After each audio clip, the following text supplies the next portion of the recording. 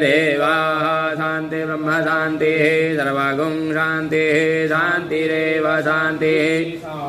शान्तिरेधि यतो यतः समेहसे ततो नो अभयं कुरु सन्नः कुरु प्रजाभ्यो वयं नः वशुभ्यः गणानां त्वा गणपतिगुं हवामहे